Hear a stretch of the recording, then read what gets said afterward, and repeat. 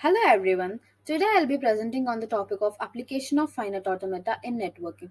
In this video, I will be giving a brief overview about the networking and the Bucci automata which is used in network protocols. First, we'll go through the outline of the presentation. What is network and protocol? Errors in network, stack protocol, stop and wait protocol, alternating grid protocol, sliding window protocol, transmission control protocol. Before we dive into our main topic, let us know what the topic is all about. So, what is network? It is a group of two or more systems linked together. The main job of the network is to enable efficient communication between the hosts. There are a vast number of users communicating with different devices in a different languages. Communicating worldwide will not be possible if there are no fixed standards that will govern the way users have to communicate for the data as well as the way the devices treat those data. So, the protocols are the set of rules help in governing the way particularly technology will be function for the communication. It can be said that the protocols are digital languages implemented in form of algorithms. Next we'll see errors. Errors in the network. To make any kind of physical network suitable for practical use, requires solving the following problems: error control, flow control, and bandwidth limitations. Error control is a process of detecting and transmitting the data which has been lost or corrupted during the transmission of the data. Any reliable system must have mechanism for detecting and correcting such errors. Next, the flow control. Flow control tells the sender how much data should be sent to the receiver so that it's not lost. The data is not lost. This mechanism makes the sender wait for the acknowledgement before sending the next data. There are two ways of control the error of the flow of the data. First one is stop and wait protocol. The next one is sliding window protocol, which will be discussed later in the video. Bandwidth limitation. Here the bandwidth is the data transfer rate within the network of interconnected communicate computers. The network itself has limit on how fast data can be transmitted. If the data are sent faster than they can be transmitted, so the data will be lost. So it is particularly important that the data of the network never be forced to sit idle, since the idle time throws away the capacity. Next, we will see about the difference between the TCP IP model and the OSI model. Protocol at n layers of the stack make use of functionality provided at layers n-1 and below. The Internet Protocol stack has five layers: application, transport, network, data link, and physical layer. Application layer is the most client facing layer of the system and manages the most visible communication in the networking, which includes HTTP, SMTP, FTP. The transport layer manages the data packets as they are sent across the network and the current amount of data so that the system is not overwhelmed, which includes TCP, user data protocol, which includes a user data program known as UDP. Network layer. Network layer properly directs data packet transmissions between the routers and throughout the network, which includes IP, Internet Protocol. Link layer directs the data between the nodes within the network, passing bits between the different points, which includes uh, Internet. It also manages the rate of transmission and it tracks bits. The physical layer includes computer, copper wire, motherboard, routers, and any other hardware that the host a network transmit bits across the network. The next we'll see about the OSI reference model has seven layers of protocol stack, where the OSI or the open system interconnection is the method of visualizing seven different layers. Here the extra layers will be application layer and the presentation layer. The presentation layer makes the data understandable for the application and layer, and it prepares it has to be sent over the network. The session layer manages the session between the clients and the servers, initiating them. Next, we'll see about the simple protocol. Many kinds of communication protocols can be useful models in the communicating the finite state machine that are never halt. Each machine simply loops forever, sending and receiving messages.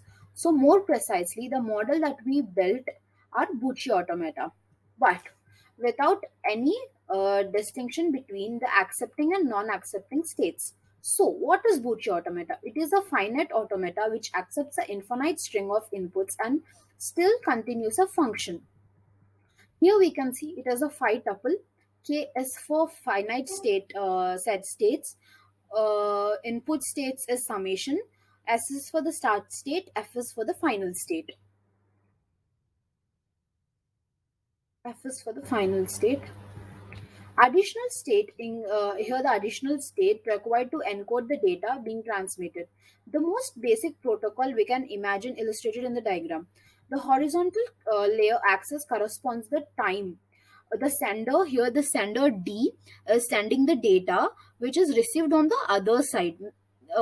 There can only be a one side for the traversal, like the transfer of the data. Next, we'll see about the stack protocol. S correspond to the sending of message. R corresponds to receiving one of the message, and D corresponds to the message containing data. The sender and the receiver models given here. Sender waits until the data is sent. At the point it changes states and sends data message and then returns to the waiting states. The receiver waits until the data arrives and see what happens. Then it moves to the active state in which the data is delivered. When it finishes, it returns to the state. It returns to the waiting state.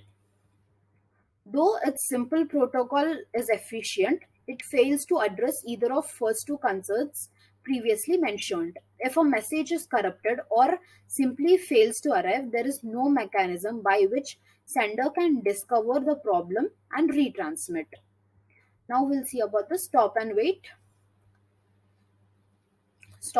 protocol. A simply subfamily of automatic repeat request protocols is called stop and wait. So what does ARQ protocol do?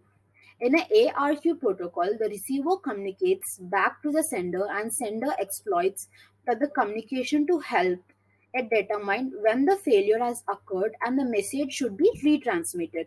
There are two kinds of stop and wait protocol. Here the D is labeled and the acknowledgement message is labeled as ACK. The sender waits for the acknowledgement that one message has been received before sending it to the next one. This is the automatic repeat request protocol. Next, we'll see about the stop and wait diagrams, how they have been shown. The stop and wait protocol here we have described the flows of the control program that existed for the simple case. The sender will never send a second message until the one knows the receiver has sent successfully and that it delivered the data from the first one. It solves one error control program if the message is lost, and the sender will try to retransmit the data if after waiting time for a ACK. If the data message is corrupted and the receiver can tell that the receiver can simply fail to send an ACK, the sender will tell out and the message will be resent. These are all the variants of stop and wait protocol which will exploit negative ACK messages. Next. Next, we'll go through the sliding window protocol. In any cumulative acknowledgement protocol, in any an ACK messages acknowledges recipients of all receipts of all data messages numbered up to n minus 1. So in the diagram it's shown the receiver may have received some messages that does not have any acknowledgement. They won't be acknowledged until all messages before them in the sequence have been successfully received. This means If a sender receives a ACK message, then it knows all the messages numbered up to n minus 1 have been received. At that point, the send window can slide to the right to the lowest number message it contains is n. Each time the window slides, the sender reassumes sending messages. It only need to stop and wait when the messages in the and then are in the current window. The sliding window protocol is used for sending messages on the internet. This is alternating bit protocol. Alternating bit protocol adds a single control bit to data message. To each ACK message, the bit value alternates with the each transmission by its convention. The receiver will flip the bit before sending an ACK. So the message that is acknowledged will do recipient. Here we can see the D naught is sending it to the ACK one, and the ACK one waits and acknowledges, and then it goes up, and the sender waits until it's getting the data, and then only sends again the data. It's straightforward. Alternating bit protocol. In the irregular case, we can see in the irregular case, uh, the sender already knows that D naught was received. It will wait till it was timeout, and then it goes back again. Then the sender will receive uh, that it has timeout. Then it will start for the retransmission. Now we can see the transmission.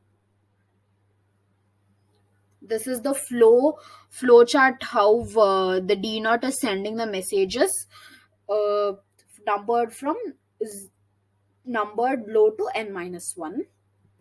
Next we'll see transmission control protocol. The transmission the support layer protocol is used by the internet is transmission control protocol. Here we can see the steps for this are listen, sin sent, sin received, established, fin wait 1, fin wait 2, close wait, closing, last ACK, time wait, and closed.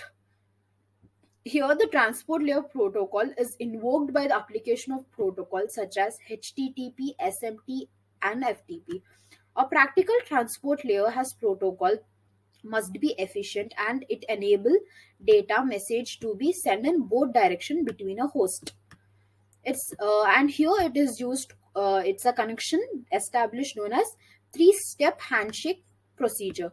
One of the host initiates the connection, and other acknowledges it, and the originator then confirms the acknowledgement. When the connection is open, the data can be transmitted between the two hosts until it is closed.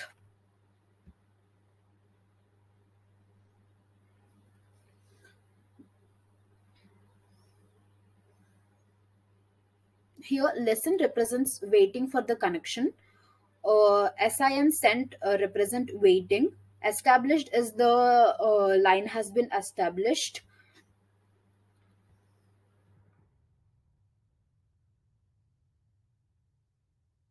Fin wait. Fin wait one represent waiting for the connection. Closing is for when it's closing. TCP closing wait represents waiting for the connection.